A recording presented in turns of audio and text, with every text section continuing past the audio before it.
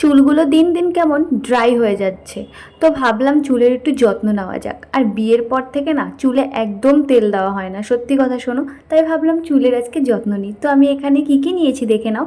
জবা ফুল পাতা, জবা ফুল, নিম পাতা, কারি পাতা, মেথি, কালো জিরে আর অ্যালোভেরা, আর তার সাথে আমলকি। আর এখানে যদি তোমরা ভিঙ্গরাজ গাছ পাও, মানে কেশরি পাতা পাও, সেটাও কিন্তু তোমরা অ্যাড করতে পারো।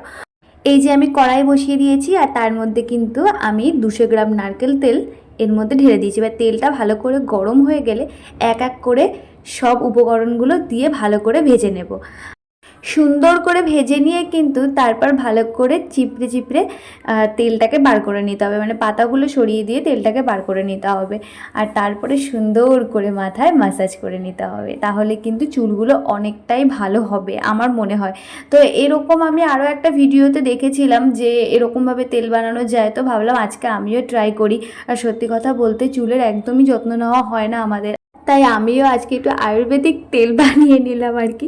না না, সেরকম কিছু না, তোমরাও কিন্তু এটা বাড়িতে ট্রাই করতে পারো। সত্যি আমি এটা মেখে দেখেছি, সত্যি ভীষণই ভালো।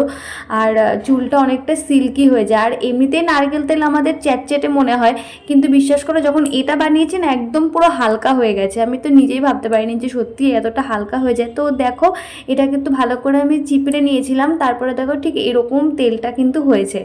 ভালো করে মাসাজ করে তেলটা মাখার পর পরের দিন শ্যাম্পু করে নিয়েছিলাম। তো ভিডিওটা কার কার ভালো লেগেছে অবশ্যই কিন্তু আমাকে জানাও।